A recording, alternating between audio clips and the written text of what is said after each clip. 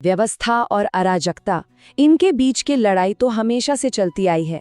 आज हम एक ऐसी ही कहानी में उतरेंगे जब एक महान राजा परीक्षित का सामना हुआ बुराई के एक बिल्कुल नए दौर से, कली से। तुम इतनी उदास क्यों दिखती हो? सुनने में कितना कितना साधारण सा सवाल लगता है ना, लेकिन यही वो सवाल था जिसने एक ऐसे गहरे दुख का पर्दा उठाया जो एक पूरे साम्राज्य की नींव हिलाने वाला था।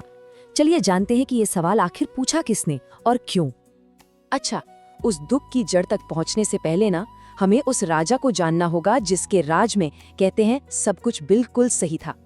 एक ऐसा राज्य जहां सिर्फ व्यवस्था थी और उस व्यवस्था के केंद्र में थे राजा परीक्षित।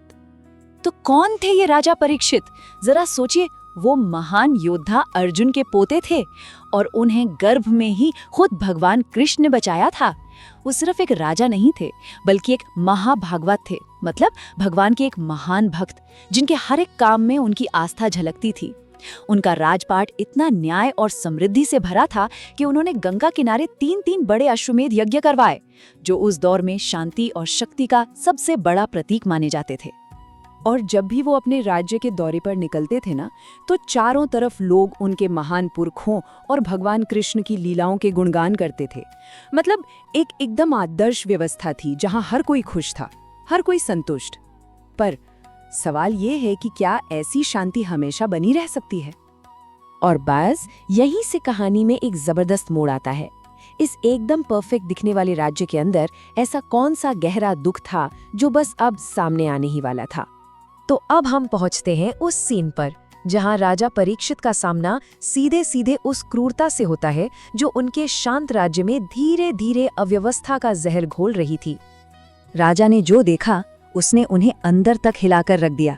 धर्म, जो खुद एक बैल के रूप में सामने खड़े थे, वो सिर्फ एक पैर पर खड़े थे, लंगड़ा रहे थे।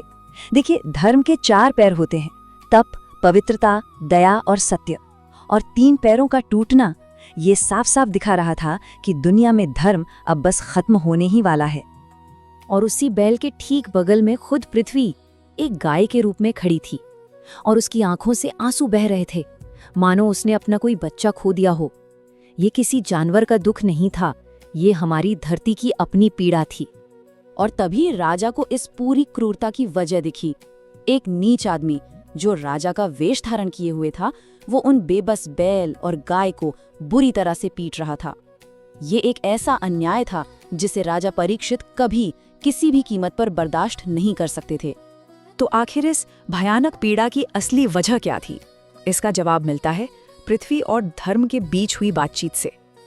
और यही कहानी का सबसे बड़ा राज खुलता है। पृथ्वी बताती है कि उसका दुख किसी एक आदमी की वजह से नहीं है। असली वजह तो ये है कि भगवान कृष्ण अब इस दुनिया में नहीं है। उनके जाने के बाद उनकी दिव्य मौजूदगी के बिना ये पूरी दुनिया जैसे अंधेरे में डूबती जा रही थी। ये जो फर्क है, इसे जरा देखें। एक तरफ है कृष्ण की मौजूदगी का समय, जहाँ सत्य, पवित्रता और करुणा है, और दूसरी तरफ है कली का आगमन, जो अपने साथ लाया है झूठ, झगड़ा, घमंड और लालच। ये सिर्फ एक छोटा मोटा बदलाव नहीं था, ये तो दुनिया की आत्मा का पतन था। पृथ्वी एक एक करके उन सभी दिव्य गुणों को गिनाती है जो अब खो चुके थे। सच्चाई, पवित्रता, दया, सहनशीलता, ज्ञान, वीरता। और ये सिर्फ शब्द नहीं है, है ना? ये तो किसी भी अच्छे समाज की नींव होते हैं। और कृष्ण के बिना यही नींव अब बिखर रही थी। पृथ्वी के इन शब्दों में उसके दुख का पूरा सार है। वो कहती है, मैं इस दुनिया के लिए शोक करती हूँ जिसे अब उन्होंने छोड़ दिया है और जिसे कली की पापी नजर लग गई है। और यहीं पहली बार इस नई बुराई का नाम सामने आता है, कली। तो आखिर ये कली है कौन और इस पूरे ब्रह्मांड के चक्र में इसका क्या रोल है? चलिए इस बुराई के चेहरे को थोड़ा और करीब से समझते हैं। तो कली है कौन? वो असल में कलह यानी झगड़े और आध्यात्मिक गिरावट के दौर का जीता जागता रूप है। वो पनपता ही वहां है जहां अच्छाई खत्म हो जाती है। ये समझना बहुत जरूरी है कि कली सिर्फ एक विलन नहीं है, वो एक पूरे युग की नेगेटिव सोच का सिंबल है। और बस उसी पल राजा परीक्षित के सामने सारी तस्वीर साफ हो गई। वो जो हमला कर रहा था वो कोई मामूली गुंडा नहीं था, वो खुद कली था, अधर्म के एक नए युग का संदेशवाहक जो अब उनके राज्य में दाखिल हो चुका था। और अब कहानी पहुंचती है अपने क्लाइमैक्स पर, जब राजा परीक्षित अपना धर्म निभाने के लिए एक फैसलाकुन कदम उठाते हैं। जैसे ही राजा परीक्षित ने धर्म और पृथ्वी पर ये जुल्म होते देखा, उनका खून खौल उठा। एक सच्चे रक्षक के तौर पे अपना फर्ज पहचानते हुए उन्होंने फौरन अपनी तलवार खींच ली। अब आमना सामना होकर ही रहना था। राजा का ये कदम हमें याद दिलाता है कि एक सच्चे शासक का असली काम क्या होता है। उसका काम है बेगुनाहों को बचाना, बुरे लोगों को सजा देना और हर हाल में धर्म को कायम रखना। एक सच्चा राजा सिर्फ इंसानों का ही नहीं, बल्कि अपने राज्य के हर एक जीव का रक्षक होता है। तो आखिर इस पूरी कहानी से हमें सीखने को क्या मिलता है? यही कि सच्ची लीडरशिप अपनी ताकत का दिखावा करने में नहीं है। असली लीडरशिप का मतलब है जब चारों तरफ अधर्म और अन्याय फैल रहा हो, तब अच्छाई के लिए खड़े होने की हिम्मत दिखाना। और ये प्राचीन कहानी हमें एक आखिरी लेकिन बहुत गहरे सवाल के साथ छोड़ जाती है। एक ऐसा सवाल जो आज भी उतना ही जरूरी है। जब व्यवस्था पर खतरा मंडरा रहा हो और धर्म का पतन हो रहा हो, तो फिर धर्म के लिए कौन खड़ा होगा?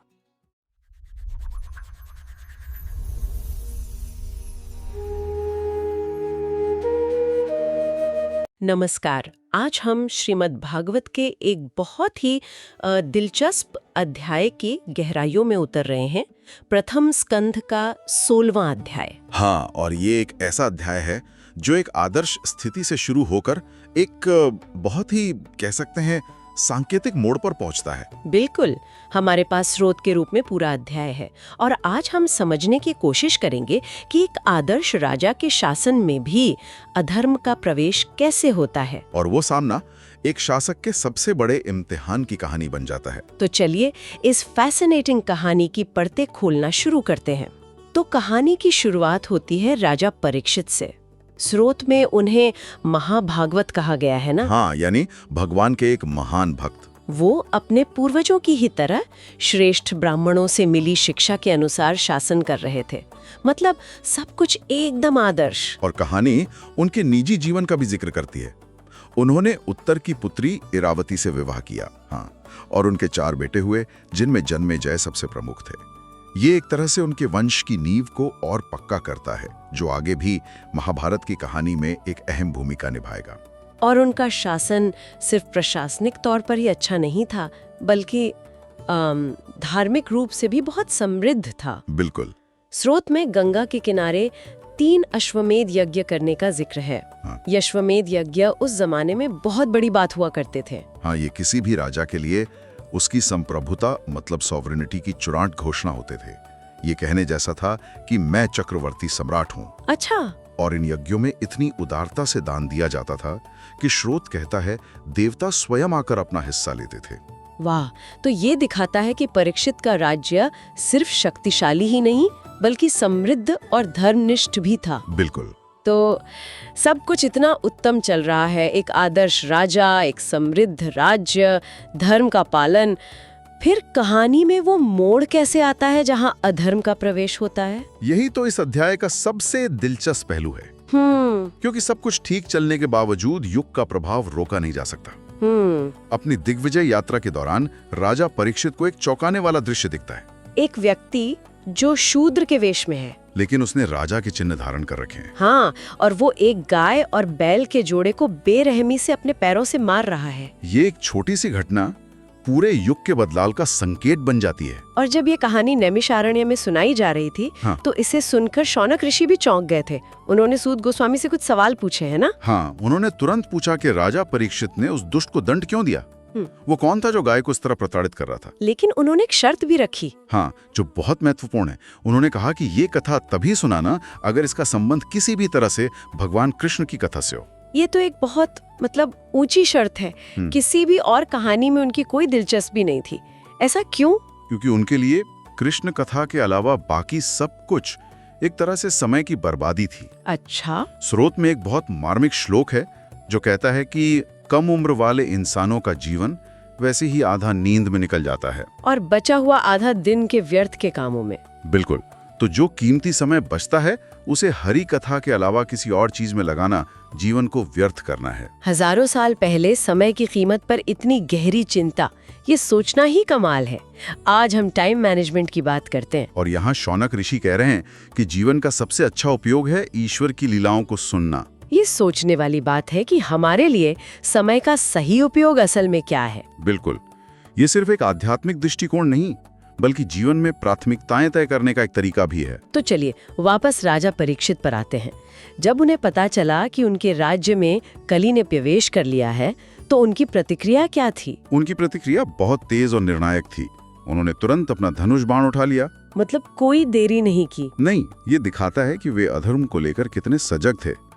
उनका रथ तैयार था जिसपे सिंह के चिन्ह वाली ध्वजा थी, काले घोड़े जुते हुए थे और वो अपनी पूरी चतुरंगिणी सेना के साथ निकल पड़े। हाँ, चतुरंगिणी सेना, ये शब्द हम अक्सर सुनते हैं। इसका मतलब है उस समय एक राजा की पूरी सैन्य शक्ति, जिसमें रथ, हाथी, घुड़सवार और पैदल सैनिक, मतलब हर तरह की ताकत शामिल होती थी। सही कहा, एक तरह से फुल मिलिट्री डिप्लॉयमेंट था। वे दिग्विजय के लिए निकले और उन्होंने भद्राश्व, केतुमाल, भारतवर्ष और उत्तर कुरु जैसे कई प्रदेशों को जीता। लेकिन यहाँ एक आकर्षक बात होती है। हाँ, इस पूरी सैन्य यात्रा के दौरान वे जहां भी जाते उन्हें अपने पूर्वजों पांडवों की कीर्ति और भगवान कृष्ण की महिमा के गीत सुनने को मिलते। तो ये सिर्फ एक विजय यात्रा नहीं थी, बल्कि ये उनके लिए अपनी जड़ों से जुड़ने का एक अवसर भी था। उन्हें बार बार याद दिलाया जा रहा था कि उनकी विरासत कितनी महान है। और सिर्फ विरासत ही नहीं बल्कि भगवान की कृपा भी। उन्हें याद दिलाया जाता कि कैसे अश्वत्थामा के ब्रह्मास्त्र से भगवान कृष्ण ने गर्भ में स्वयं उनकी रक्षा की थी। और ये सुनकर राजा इतने भावुक और कृतज्ञ हो जाते थे कि वे गायकों को कीमती वस्त्र और आभूषण पुरस्कार में देते थे। इसका मतलब है कि उनका शासन सिर्फ सैन्य शक्ति पर आधारित नहीं था, उसकी नींव में भक्ति और कृतज्ञता थी। बिल्कुल, वे लगातार याद करते थे कि कैसे भगवान विष्णु ने पांडवों के लिए सब कुछ किया, कभी सारथी बने, कभी दूत, कभी सलाहकार। हाँ, इन सब बातों को याद करके राजा का मन भगवान के प्रति और भी गहरी भक्ति से भर जाता था।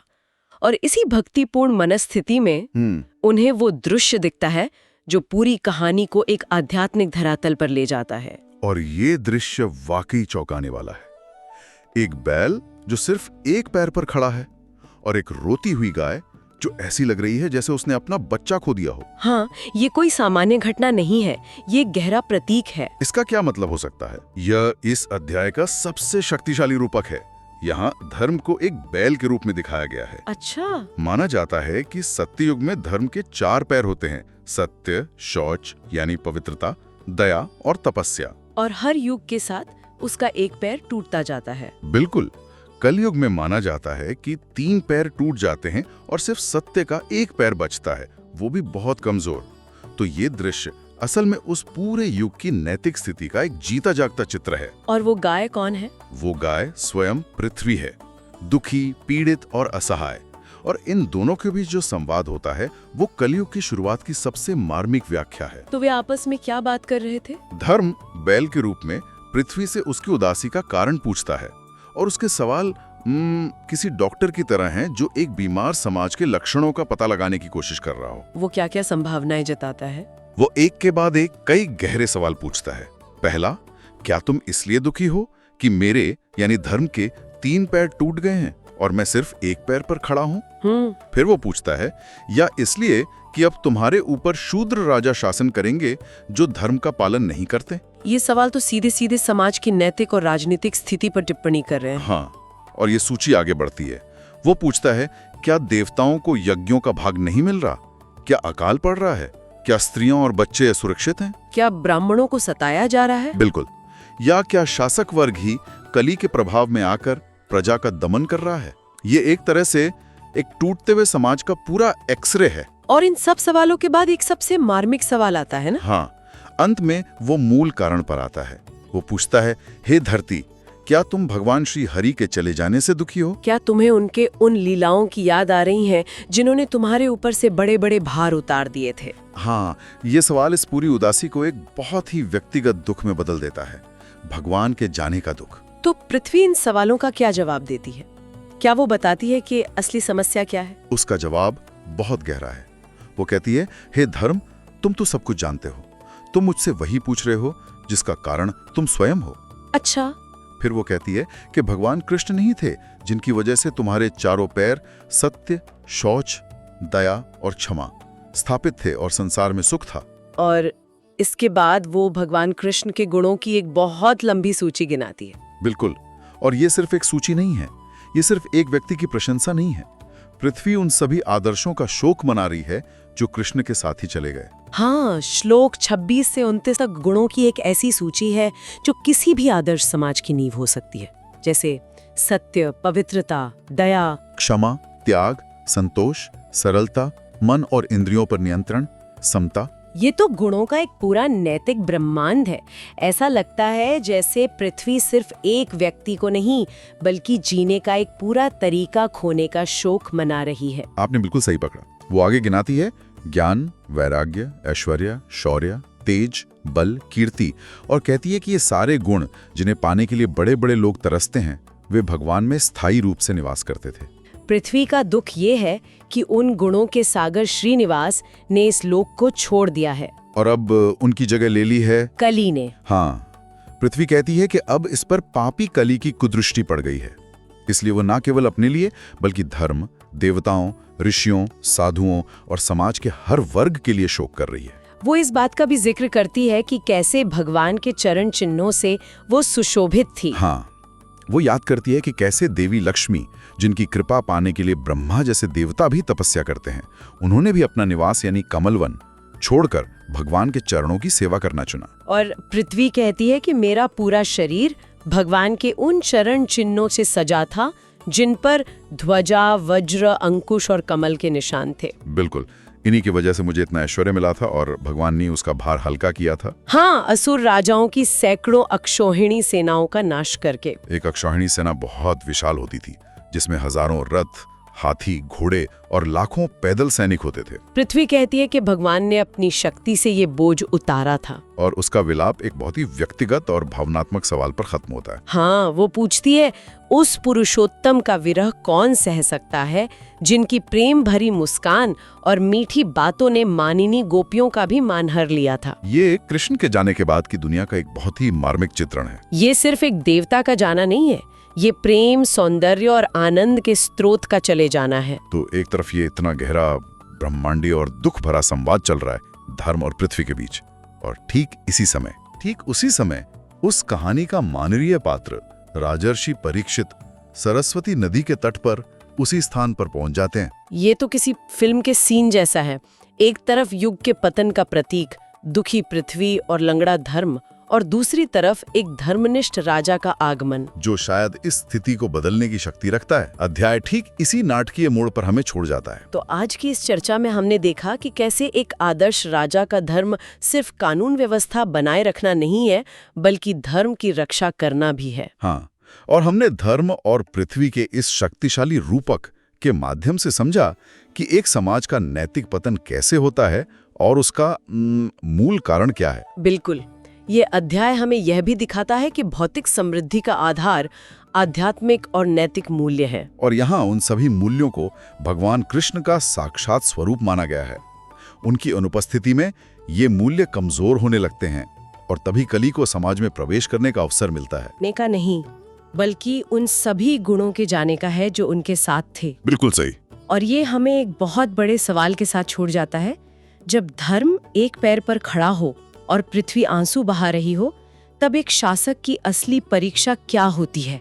राजा परीक्षित के पास धनुष बाण है, वे एक दुश्मन से लड़ने के लिए तैयार हैं, लेकिन आप एक ऐसे दुश्मन से कैसे लड़ सकते हैं जो एक अमूर्त विचार है, एक पूरा युग है, कलयुग। हाँ, क्या एक हथियार से किसी विचारधारा को हराया जा सकता है? राजा परीक्षित अब इस स्थिति का सामना कैसे करेंगे, ये जानना वाकई दिलचस्प होगा।